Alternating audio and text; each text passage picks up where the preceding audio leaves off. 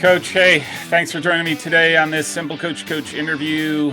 Appreciate you taking the time. I'm sure you're busy winding up for the holidays and really do appreciate the hat, by the way. Do really styling, so thank you. No problem. Thanks for having me, Coach. So I appreciate being on here. Okay, so just very generically, I'm just going to throw this out there, and then obviously you go wherever your heart tells you to go. Give me a sense as to how you think your season went, like in totality. Yeah. I honestly think it went good.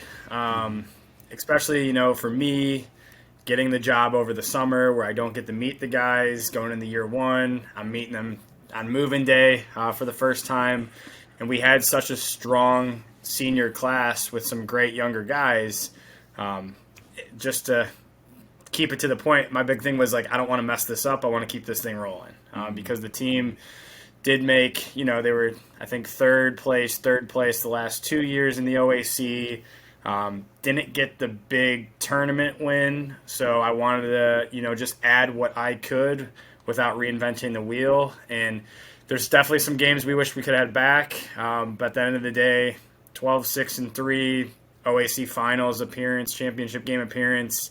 It sucked being so close, but I think there was a lot of positives to take from it. Yeah, as I mentioned before we got this started, I just noticed you took care of business where you could take care of business, and then you're just looking. I mean, I think if you get a couple of those wins that you didn't get, a couple of those are wins, I think not an automatic bid, I'm sorry, but an at-large bid would have been up your alley, right? Yeah, you just needed two. I think you needed two, right? That's what we think. What we think. Whether it was, a DePaul Dennison combination. Yeah. That Kenyon one's still one that gives me nightmares about. Man, that's the one we really could have had. Yeah, we absolutely could have. And then, John Carroll regular season, it's an 89th minute own goal to lose 1-0. Northern, I felt great about the regular season, but that's why I signed up for this. It's to be in this conference with this type of players, this environment. And it's a few should have, could have, would haves. But still, at the end of the day, I think myself, our coaching staff, and our guys are proud of what we accomplished. Is there anything that surprised you about this particular team, this being your first, really, at Wilmington? Is there, any individuals or as a group? I think, I don't know if it was necessarily surprising, but what I was pleased with is just how quickly they just bought into me. And I do think it helps, that I had two alums on staff who got to know these guys personally. One as a player for the last 4 years and another guy as a coach for, I think, 6 years here. Mm-hmm. So there was some kind of, I'm new, but there were some guys who were with me on staff who knew about these players. So, I watched a lot of film. My previous job, we scrimmaged Wilmington, so I knew them a bit as players, but just their personalities, but also in between the white lines, their competitiveness. Mm-hmm. I guess it pleasantly surprised me, and it allowed us to, what I think is accomplish something solid this year because of how quickly they bought in. Yeah. So, just to remind you, this is recorded, and the internet is forever. So I'm just warning you with this question. How would you assess your coaching? And I get, there's a lot of crap you're dealing with as you're trying to navigate all this stuff as a first-year head coach. And but yeah, how do you think you did from a coaching perspective? Yeah, I guess during Thanksgiving time, I really got to reflect back on the season, myself, my kind of coaching performance, our staff, how we did. And my one takeaway was that I think I've had an inherent kind of ability to be able to motivate, to be able to get people to buy in, which I've always had in some capacity. And I think that's what I did very well at Defiance in my previous job. Mm-hmm. But I think I really grew with the X's and the O's because you had to at this level in the OAC. Mm-hmm. And that's what I was pleased at. I think we got it right as a coaching staff, as a game plan, very, very often. And sometimes we didn't execute. Sometimes there's still things that, I could take back and I wish we did differently. But I was very happy with, how looking back on the game is that we were prepared, we had a good plan, and we caused a lot of people problems because of that. So I think that's credit to the coaching staff, and that was my one big takeaway from the season of something that I thought our staff did very well. Yeah. So just very broadly, just in terms of the OAC, did it sort of shape up the way you thought it would? Just, again, I'm thinking more in terms of your competition. So was Ohio Northern, did you expect them to do so well? Because I think they had a banner year, especially starting out as not so well. I just think because of their schedule. Right. And then obviously John Carroll. Yeah, I mean, those guys were super tough. Like the Otterbein game, that one we actually tied 0-0, and then in like the 75th minute we had to get it called because of a double lightning delay we had. So that one, I mean, like it was super tough, and the weather conditions were crazy. But I mean, from my time at Defiance being in Northwest Ohio, I got to know the Ohio Northern staff quite well, and I knew they were going to be good. And I think just them getting that result against John Carroll really catapulted them to the top. But John Carroll was still insanely talented, and I don't know necessarily if the OAC. I think it shaped up somewhat as I would have expected. Me and my staff actually had these preseason. We went through every game and just joked around how we thought it was going to be semi-seriously, and it wasn't too far off. But I think that the biggest takeaway was I think that John Carroll game was my first OAC game, and then my first OAC win was a 2-1 win against Capital when we got to play up a man for majority of the game because their goalkeeper got an early red card. And my biggest takeaway was, man, it's tough to win in this conference. It doesn't matter the situation, it doesn't matter the team. Every win, it's a grind. And so the wins felt a little bit sweeter in those conference ones, and that really excited me throughout the year. Yeah. Okay. Where'd that go? All right. So, I mean, you get the easy. This is an easy question, I would think. Before we move on to talk about some of the rules, who do you think is going to win the World Cup? This had a lot more weight 2 weeks ago, so you're the beneficiary of that. So Argentina, and the result of today. I mean, it's shaping up to look like a dream send-off for Messi. That's what I think it's shaping up, and the performance he put in yesterday, he's motivated. He wants it, but I mean, Morocco proved, and I don't care what people call it, what kind of soccer they call it, they have a game plan, they execute the game plan, they have some insanely talented players in their own right, and kind of letting ZX off the hook a bit. He's really creating a lot for that team. Yeah. I still think it will be Argentina-France. I think as a neutral, that's going to be the most exciting type of matchup, and I just think it's written out for Messi, so I'd say Argentina. All right. 2 weeks ago, I don't know if I would have said that, but I know. Like I said, if we would have talked 2 weeks ago, then it's. I think everybody I've talked to is pretty much wrong. And there's still a good chance that I'm going to be wrong. Yeah, so. No, I know. It's it would be. I mean, Argentina, France would be. That would be something, wouldn't it? Although, I said, I think the heartstrings. I'm like, come on, Morocco, do it for the underdogs. You always want to see that every so often, I think. But. Right. And what I'll say is, I think this World Cup's been phenomenal from just a neutral perspective. And, to break it into even the U.S. perspective, I know there's, a lot of different talk. And I know the World Cup gets outside viewers who usually have no interest in it. Yeah. I don't know if the USA's performances would hook in any new soccer people, but I think the people that know about the game, there is a lot of positives to take away from performances itself. Yeah, that I agree with. That I agree. And you can talk about the coaching, you can talk about the player personnel. Whatever. That's a whole other can of worms. Yeah. But I think there was a good game plan going into each game. Yeah. Adjustments maybe didn't hit the mark, but I think there was a lot of positives to take from these young guys really performing at a high level. I think I will just say in the flip of that, I agree. I think they're. I think you look at the roster and you're like, what will 4 years do to them? You know, like how much more mature players they'll be.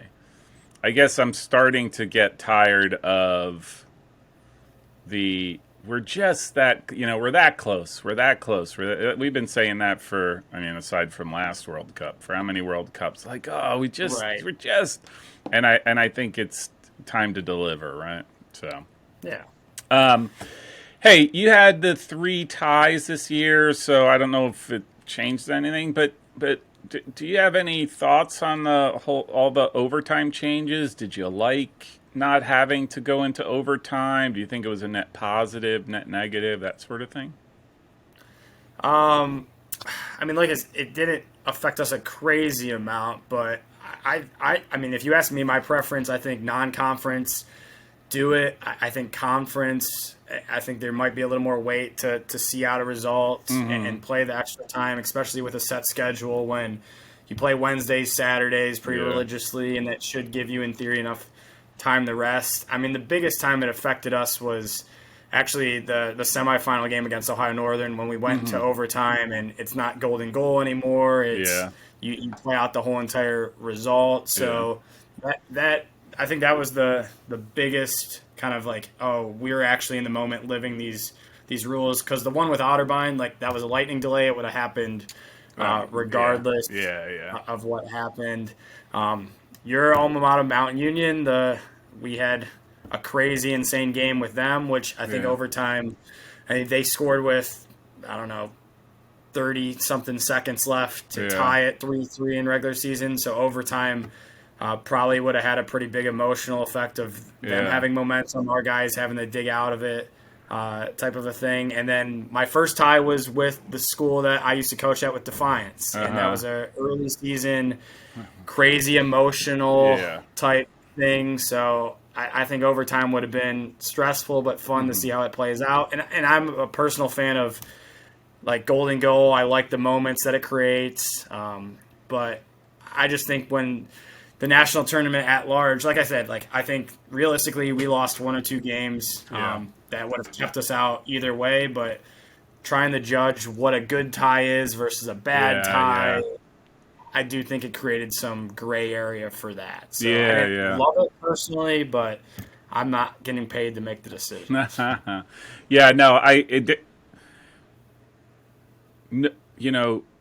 Not all ties are equal. It's very, very clear, right? Like, so I'm looking, what if, of your 6 losses, I'm just throwing a number, what if 3 of those ended in a tie? Right. Like that, you're what, 12-3-6? I don't know, does that, and we've seen, I'm looking at teams, I'm like, you legitimately for an at-large at that point, right? Like you'd only lost 3, right? So, right. Anyhow. I talked to, I don't know if you know him or you've spoken to Brandon Bianco at Denison, and we talked about, and he's part of a rules committee group, and he was talking about how they're looking at sort of extending the season, not extending, expanding the season, so you get, it's not exact, but like a week extra in preseason and then a week extra for the tournament, right? So your season sort of expands.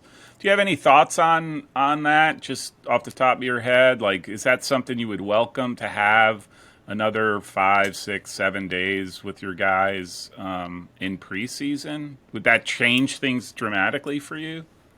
I think it would. I think it would be something I would personally welcome, and I just think then you could get more of a consistency with your days you're playing non-conference because – you have the maximum 20 regular season games. With like OAC, you're playing 9 conference games. You could play a maximum of 11 non-conference games, and you kind of, if you'd want to do that, you'd really have to squeeze in, 3 games in a week, sometimes even like 4 back-to-back kind of style tournament things. So I think that gives more flexibility of everyone could be on the same page of, all right, let's just keep it Wednesday, Saturdays, or however your schedule is. I think getting in earlier for preseason would be beneficial. Again, probably above my pay grade, but if they ever ask for my opinions, I You mean would that take it. I'd be for that Yeah. type of change. And like, I mean, the biggest thing with like the OAC is, if you don't get that first round bye, you essentially play your last regular season game on a Saturday.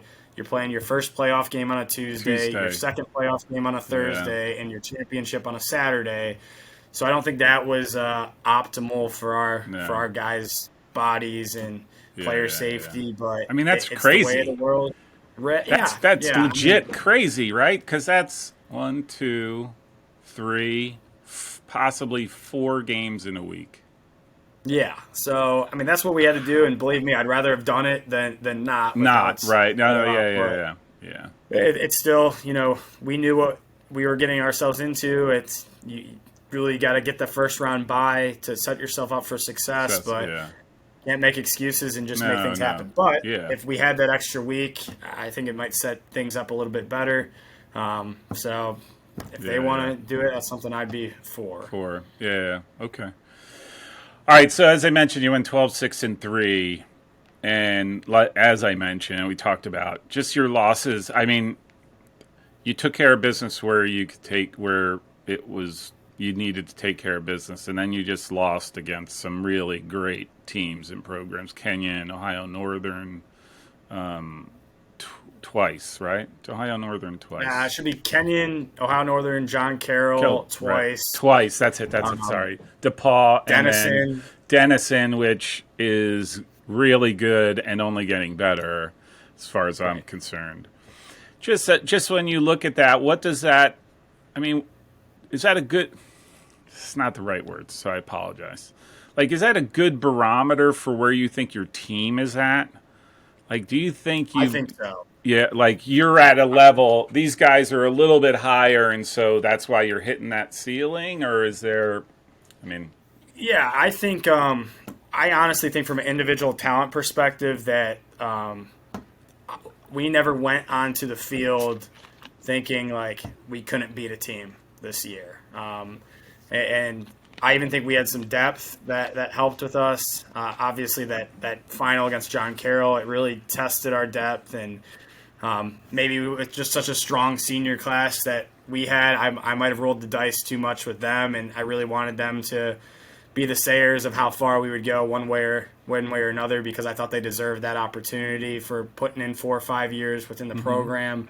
And I know that the last however many years, Wilmington hasn't exactly been up there, but the program, when they were NAIA, had a lot of tradition of success, kind of had its lull period, kind of got back on track.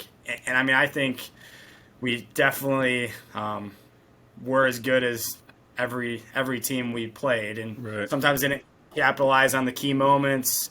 Sometimes had our misfortunes, but I think those non-conference games, even though we lost, it set us up for tournament time. We've played in a lot of these big games, and we kind of figured out how to win them because of those experiences we had. Yeah, I just think that's interesting, like, because you don't see it that starkly usually, like I think a lot of teams, they drop a few that you technically would say, oh, they should have won, and then they pick up a couple on the other, and you're just so, like I said, you took care of the 12 that you knew you could take care of, and then those 6. And I think that was the thing going into postseason play. We didn't have a marquee win in our exactly, and that's what I was proud of in postseason play. It's like, I mean, Mount Union, they're an incredibly talented team. And I mean, that was a really good one. And then to take that momentum into number 11th in the nation, Sweet 16 at the end of it, Ohio Northern. And I thought a deserved win in that game, even though it was very close. I think both of our matchups with them were just a lot of fun, a lot of great soccer. Both games could have went either way, so I think it was fair to split. And then credit to them for the success they had in the national tournament play. And I mean, John Carroll, they were better than us in the final. It was what it was. They beat us. They won their I think they're fifth-year seniors. They posted their 5 championships in their 5 years, and I made a point for our guys to I made a point for our guys to show our respect and Yeah. really the trophy presentation, all that. We stood there, we clapped it, Yeah. and let it sink in of just what it feels like. Because Yeah. for me, I mean, that's between Defiance and now Wilmington, that's 2 years in a row that I've lost in finals, and you don't forget those. And I enjoyed them. I enjoyed the opportunity, but you let those motivate you. So I know Wilmington might not be those marquee kind of names, but I think that we've deserved and earned a lot of respect from a lot of different people. And I get we graduate a lot, but we still are reloading. And the cool thing for us is in our 2 playoff games, we only had sophomores and freshmen score goals for us. So even though people looked at our seniors as kind of the guys who did the heavy lifting, the younger guys really stepped up, and I think that's really encouraging for the future of the program. Yeah, definitely. You want to see that, right? Especially as you're going to be transitioning out guys or graduating out guys. And hey, that just again, and I'm just looking because it's the differential, right? During the regular season, you play John Carroll, you lose 1-0, and then in the final, was it 4-1? Yeah, 4-1 off the top of my head. Like, was there a difference in those games? Was John Carroll just super hyper motivated, or? I mean, I think the thing about looking at the championship is I don't think we necessarily got it wrong, but there are a little subtleties that we would do differently. We did set up different in the regular season versus the final. I think we were on a good run.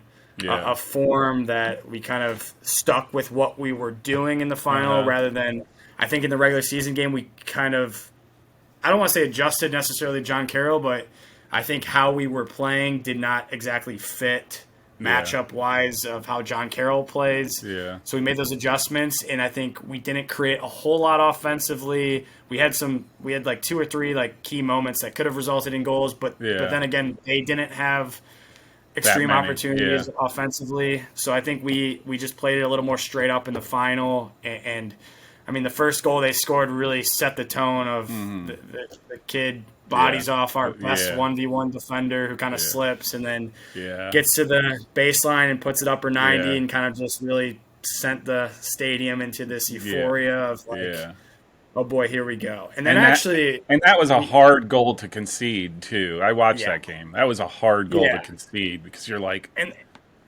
what do you do? You know, it's like, oh my God. And that's the thing. Like, although those things, like our best 1v1 defender just so happened to get into a tackle, slip a bit, and lost. And I'd take him 100 times out of 100 with the trust. And then their second goal like came from a long throw in that our guy fell asleep. And it's just man, but then we got a fortunate goal at the end. It's 2-1 at half, and I thought we actually played very well coming out of the break. And then they're just good enough that we didn't capitalize on the chances we got. They capitalized on a turnover they had, and boom, 3-1. Felt I'll be honest, it felt pretty insurmountable at that point in time. So, especially against John Carroll, like.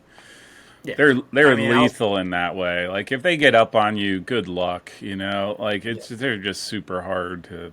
As much as it pains me to say that. Well, I joke with Dayon too that I mean we played them the first conference game of the year, then the final, and that's when they were the healthiest at those 2 points in time. So we got them. I mean, we got them full force, which I mean it's definitely a force to be reckoned with, and they were better on the day. It was what it was. So I mean that. Also being a final where like it's win or go home for us. I mean we definitely played it a little more riskier once those goals happened. Right. Part of it. So well, it makes you do that, right? Like I hate to say, like if you know that that automatic qualifier like plays with what you plan to do, like it really does. Like if you got to win a game. If we want to keep playing, we got to win this game. There's no grays. There's no, and you're like, okay, how are we going to do it? We're going to play the way we play the best. Yeah, and that was our big message against Ohio Northern because when we had them in the semifinal, like we told our guys like this is our lose or go home. Like, Yeah. I know they still think they're in limbo a bit and they're going to come out with the same intensity, but realistically, their schedule wins were good enough that they were probably going to get at Good. large. Yep. And I'm glad for them it happened that way because I think they represented the conference very well as John Carroll, especially in that first game they played. They were dominant. Yeah. And so I was just proud of our guys that we showed I think we belong in that kind of conversation. So Yeah. I agree. All right, so this is just another thing I noticed, and it's not a don't. Hope I sound really negative right now. Like I don't know why. I'm like focusing in on all the bad stuff or the good stuff. I don't know. So you scored, and it's not my intent. I don't. Anyhow, you scored 55 goals. You conceded 23. Just, I mean, do you think you had a good balance between your attack and how you defended, or were you? Do you think you needed more defensively? Because that's what I look at. I'm just like, you maybe cut back on some of the goals. And again, I don't know what your goals. Well, I know some of them, but what they looked like and how they were conceded. But yeah, no, I mean, I think the beginning of the year, we let in a few because we weren't fully figured out of who we were going to be, what we were going to do. I mean, like. The opening game, we conceded 3 to Paul, and they were better than us on the day, but we also had, some welcome to college moments for some younger guys who made some mistakes off the field. So we had, 5 guys who ended up being starters for us out for that game. So I think that was a powerful motivator for our team. It's just like, listen, I'm coming in. I'm the youngest coach in the OAC, but that doesn't mean it's going to be this laissez-faire, do whatever we want type of a hey, thing. we're going to be cool. No, that's like I can relate to the guys a bit, but we still have standards and what we're going to accomplish. So, I mean, giving it up to 3 to start the year wasn't ideal. And, I mean, there were some moments that, I mean, we were comfortably up in games, and we made a whole lot of wholesale subs to concede some. But then, I mean, in conference play, I think we really cracked down on who we are and who we're going to be. Because, I mean, it was the own goal of John Carroll, and then, I mean, like Capital late ended up being a consolation goal, even though it made the game mixy. And then we had some shutouts against the likes of BW, Marietta, Otterbein. I mean, Heidelberg, we got one. Just kind of thinking of those teams. So I do think we had a few, I don't want to even say growing pains of just figuring each other out and how we were going to play. But, I mean, at the end of the day, we had the offensive firepower, and we kind of, I don't want to say played a risk-reward because we were always made sure we were matched up and organized. But we did want to try and get our wingers on some islands to just go at people. And, I mean, I think we finished 9th in the nation in shots, and didn't always result in goals. But, I mean, 55 goals is still, I think, led the conference in goals. So we definitely could score with the best of them.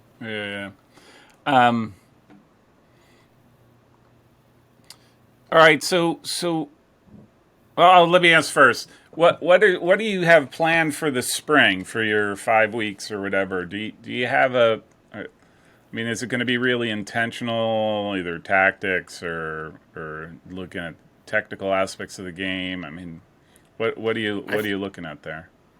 Yeah, I mean, I think the biggest thing is getting these younger guys in attacking positions like ready to take the workload. And I mean, it's going to be I'm big into the strength and conditioning side of things, so a lot of stuff in the gym as well as some of that individual technical work.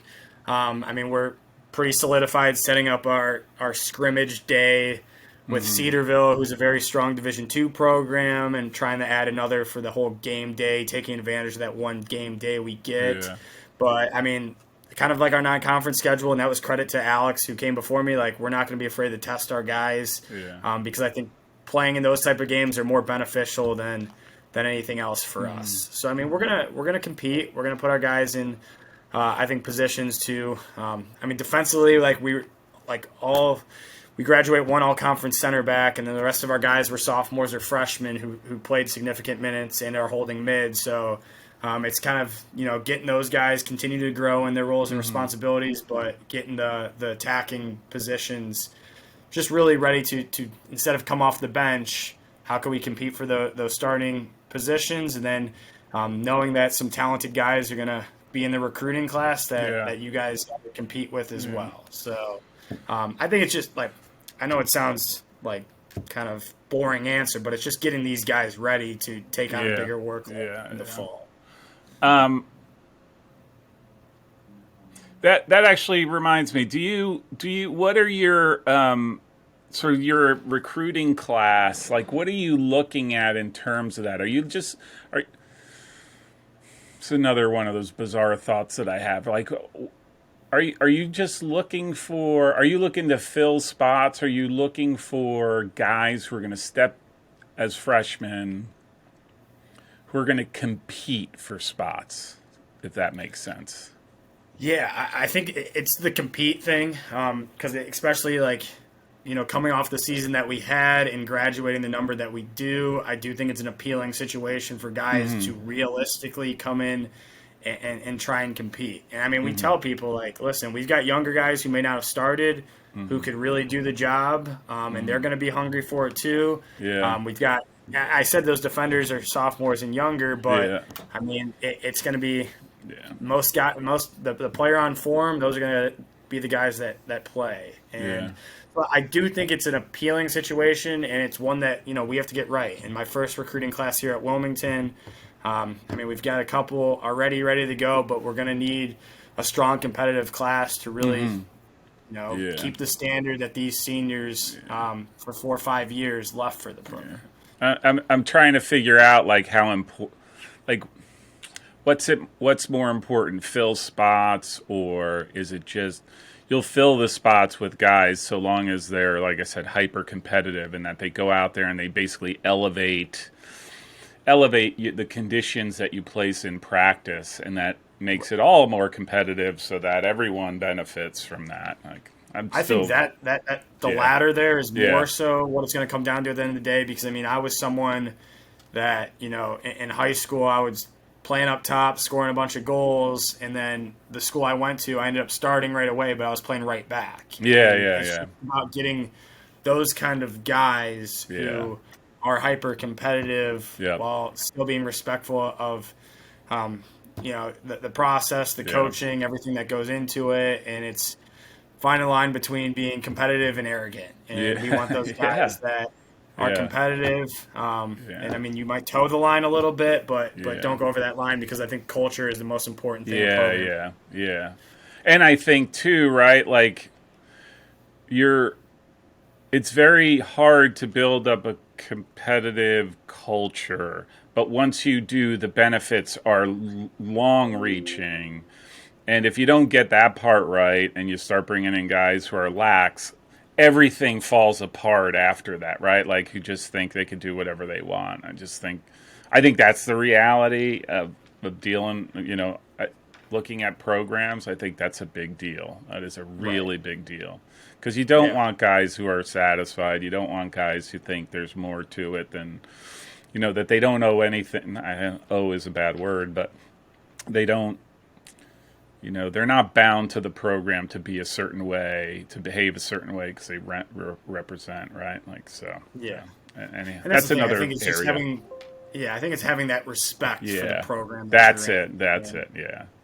And like, believe me, we want guys, like, I get it. Like, if you're not playing, like, I want you to want to play. But, it's talking to the coach about, hey, what do I need to do to be successful? What do you want from me?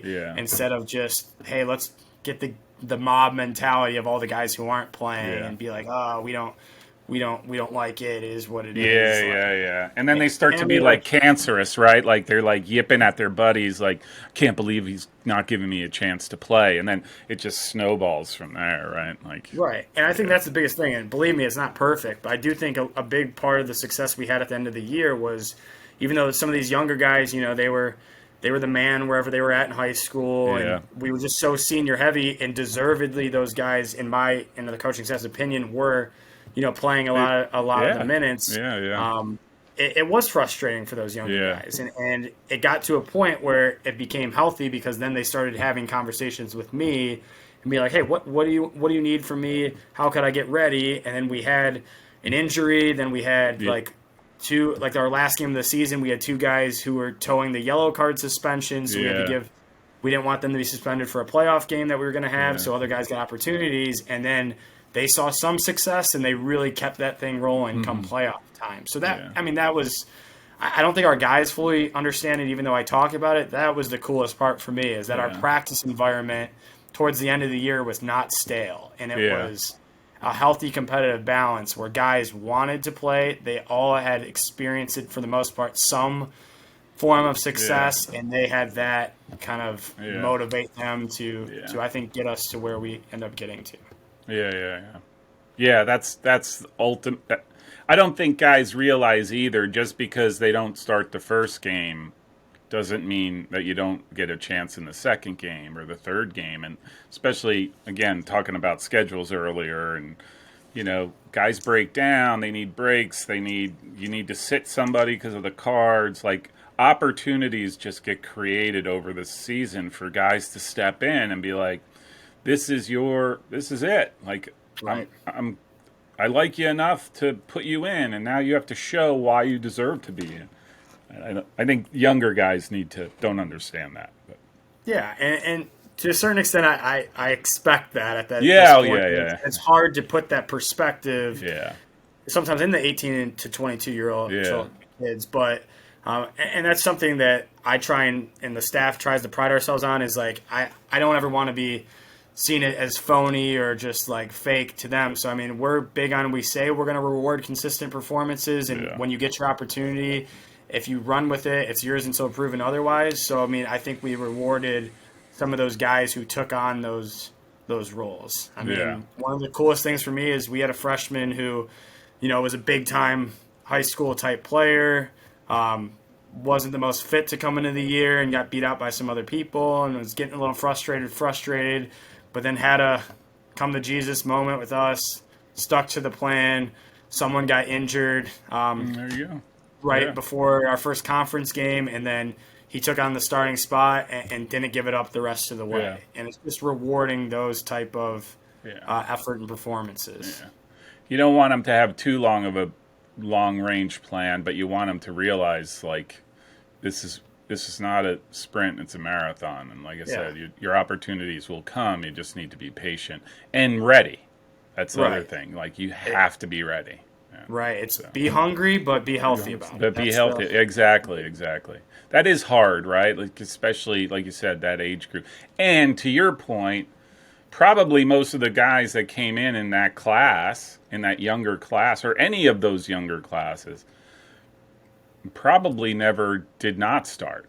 Like, they don't fathom that, right? Like, because their entire careers have been about, like, Johnny being the star guy, or always, he knows the lineup beforehand because he's one of those guys, right? Right. So. And I mean, we had 2 first-team all-conference players this year, and they played a combined 3 games their freshman year. Like, that's I think that perspective helped with some of the guys, and then those older guys kind of putting it in perspective for the younger guys. And I mean, I think it was a cool kind of growth throughout the year. It's not perfect. It's still, I mean, I still could do things better, and we could all do things better, but I was very happy with the team culture, especially at the end of the year, of how we were positively pushing each other. Yeah. That's awesome. Love to hear that sort of stuff, because you can just as easily go the other way, and then your season halfway through is done. Like, I see that a lot with some, like, you hear the stories and you're like, that's what happens. Like I said, it's hard to build that culture for that purpose, that at the end of the season or at any given point, everybody's all in and all committed. And it's twice as easy to just throw it away because you got guys who just sort of give up and all that stuff. Right. Wow, I'm so negative right now. I'm sorry. I'm digging the hat. I don't mean to. Hey, like, I'm trying to put a positive spin on this. You're making my job a little fun, so it's all good. Yeah. Hey, the last question. I'll let you get on with your day and the X's and O's over your shoulder. What are you thinking right now for 2023? Or is that too far away for you? The season, I mean. Like, is that, do you have some thoughts on 2023? Or are you just sort of like, okay, I know where we're at, and now we got to start to sort of fine tune, and so that we take that next step. Yeah, I mean, I definitely think it's something I'm thinking about all the time right now, because I think even though like people have gotten to know me and started to get to know the program, I think people are going to see, you know, how many seniors that we graduate, especially like some of the guys were fifth years who were key players, and like everyone knows those guys are gone type of thing. It's, you know, what kind of respect factor are we going to get next year? And I think it comes down to the guys we're going to bring in, the guys currently we're here, how we could elevate their level, and that's what I'm excited about. It's this year was just not reinventing the wheel, keeping things rolling, and now that I've been indulged in the culture for 3-4 months, it's how can I really put our coaching staff spin on things to get this team kind of going right where we left off next year. Because I mean, non-conference schedule is starting to form, and it's going to look very similar to the type of games, and it's more so we know like it could be the first game of the season non-conference that could make us make or break. Absolutely. So absolutely. I think that's a big thing, that the spring semester is just getting some guys on board. We've got, you know, some exciting guys coming in mid-semester that I'm glad to get them for a semester, to get them really into the culture and kind of, you know, seeing what they could do for it, and then it's doing it all over again. And I'm more excited to do it, even though it's, you know, a lot of guys are going to be walking across the stage, whether it's December graduation or May graduation. But I think that's the coolest part of the program. It's that, you know, you see all these guys graduate. It's guys who came in together. They stuck it out together through the great times and the tough times. I think that's the model for the younger guys. So I think guys, you know, even myself, like I think we're big on seeing is believing. So I think instead of me saying it all the time, them seeing this physical proof of like, these guys, they did it. They accomplished something. There's still plenty to be accomplished. Can you guys be the next one? I think that's our biggest motivator. Very good.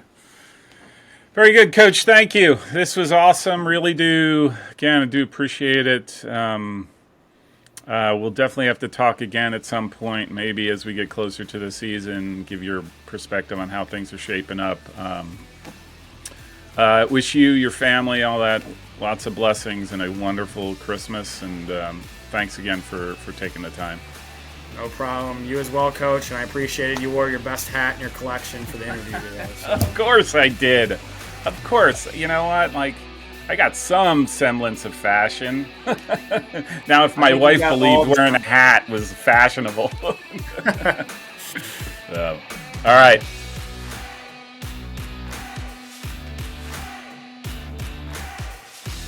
If you like this show, make sure you subscribe so you don't miss future episodes.